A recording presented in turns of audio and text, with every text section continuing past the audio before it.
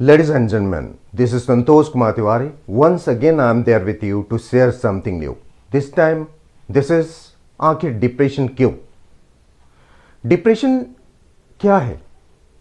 ये कैसी बला है जिसके चलते पूरी दुनिया अस्त व्यस्त है और ये गंभीर से गंभीर रोगों से भी गंभीर है, क्योंकि कितनी सारी गंभीर बीमारियां हैं जिसमें कि हर इंसान चाहता है कि मैं जीना चाहता है और किसी तरह से जीना चाहता है, ट्रीटमेंट करा के जीना चाहता है, मेडिकल सुपरविजन में रह के जीना चाहता है, और जिनके पास परमानेंट बीमारियां हैं वो भी चाहते हैं कि कुछ दिन तक जी जाता। लेकिन डिप्रेशन एक ऐसी समस्या है मेरे दोस्तों जिसमें कि स्वस्थ से स्वस्थ इंसान भी अपनी ज़िंदगी को ख़त्म करने में लग जाता है ना? सीरियस, बहुत गंभीर बीमारी है। अब सोचने वाली बात यह है कि इसका रूट कॉज क्या हो सकता है, क्या कारण है डिप्रेशन का।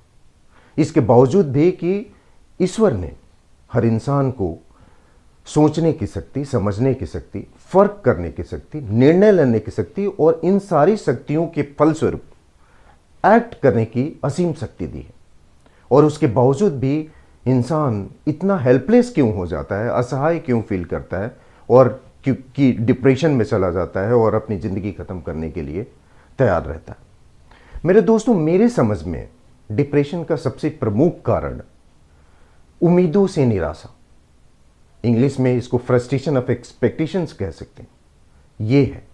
और इस कश्मकश जिंदगी में लोगों की उम्मीद इतनी बढ़ चुकी है अपने आप से कि कोई भी अपने बैकग्राउंड, अपने स्किल, एक्सपर्टीज, जर्नी, किसी चीज़ का प्रवाह किए हुए बिना, और हर इंसान को हर कुछ चाहिए। यदि डिप्रेशन के बारे में थोड़ा और समझने का कोशिश करें तो डिप्रेशन मेरे दोस्तों 4 फेजेस से गुजरता है। ये कहा जाए कि इसके 4 फ्रेंड हैं और जिसके थ्रू ये गुजरता है, और उसके बाद ये अपने आप को उद्घोष करता है, मैनिफेस्ट करता है कि मैं आ गया हूँ। और वो फेजेस हैं मेरे दोस्तों: disappointment, despair, detection and despondence.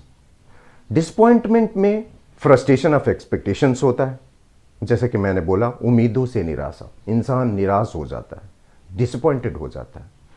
Despair में इंसान अपना होप लूज कर देता है, अपनी आशा उसकी टूटती हुई नजर आती है और उसको लगता है कि ही इज लूजिंग होप। उसके बाद डिस्पोंडेंस में हार्ट लूज करता है, वन लूजेस हार्ट, दिल टूट जाता है उसका। और चौथा फेज इसका होता है डिजेक्शन, जिसमें कि अंग्रेजी में कास्ट डाउन बोला जाता है, कंप्लीटली चिंतित हो जाता है। और इन चारों फेजेस से होकर मेरे दोस्तों एक जन्म होता है रोग का, जो कि एक मेडिकल कंडीशन है, उसको डिप्रेशन कहते हैं। मेरे दोस्तों, एक चीज गौर करने की बात है, आप लोगों ने देखा होगा कि इन चारों फेजेस में सिर्फ और सिर्फ ये पूरे इंक्यूबेशन पीरियड यदि कहा जाए, हर चीज का, हर रोगों का एक इंक्यूबेशन पीरियड होता है। डेंगू का मच्छर जब काटता है तो उसमें 10-15 दिन, जो भी मेडिकल कंडीशन है, कोई भी रोग होता है उसमें एक इंक्यूबेशन पीरियड होता है जिसमें कि वो रोग फैलता है आपके शरीर में। इस रोग को फैलने में भी डिप्रेशन एक मेंटल स्टेट है जो हमने अपनी मनगढ़ंत सोच के चलते अपने आप के ऊपर ही प्रयोग करते हैं और हम लोग खेल जाते हैं, डिप्रेशन में आ जाते हैं। मेरे दोस्तों, आप देखिए चारों फेजेस को, जिसमें कि ये आपका फ्रस्ट्रेशन ऑफ एक्सपेक्टेशन, आप लूज कर रहे हो hope, you are losing hope, you are losing your heart and you are getting cast down. इसका मतलब यह है कि चारों फेजेस में सिर्फ और सिर्फ आप ही सेंट्रल कैरेक्टर हैं। आप अपने ऊपर एक प्रयोग करते हो और फिर डिप्रेशन का जन्म होता है, जो कि एक मेडिकल कंडीशन बन जाता है और कई लोग मृत्यु के मुंह में भी घुस जाते हैं।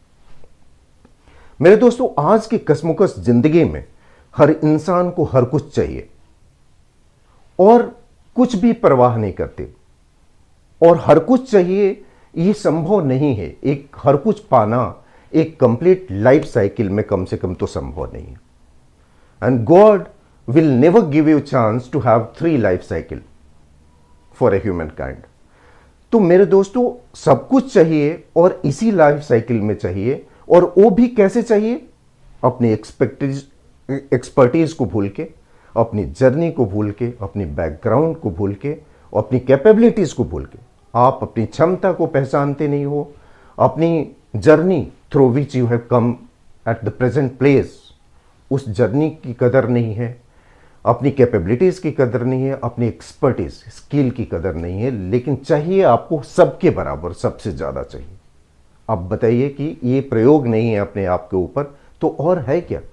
और यही नहीं, अपने आप से ही नहीं मेरे दोस्तों, आपको दूसरे से भी एक डेफिनेट पैटर्न की आवश्यकता रहती है हमेशा। फॉर एग्जाम्पल, यदि उदाहरण के लिए बोले कि आप किसी से प्यार करते हो, ठीक बात है, प्यार करते हो, आपका प्यार किसी दूसरे को समझ में आ गया, सौभाग्यवान हो आप, यू आर वेरी लकी।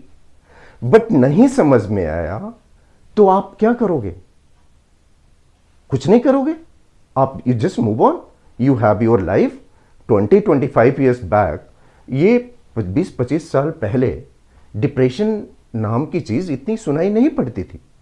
ये केवल फास्ट लाइफ, सो कॉल्ड सब फास्ट लाइफ का एक उत्पत्ति है। फास्ट लाइफ ने इसको जन्म दिया है। आपने प्यार किया, दूसरे बंदे को समझ में नहीं आया, फाइन। अब आपको प्यार करना है और आपको एक्सपेक्टेशन उससे एक डेफिनेट पैटर्न की है। आपको चाहते हैं कि ये गिव बैक होना चाहिए in a different I mean in a definite pattern, जो कि कभी नहीं आ सकता। डेफिनेट पैटर्न में नहीं आया तो आप डिप्रेशन के शिकार हो गए।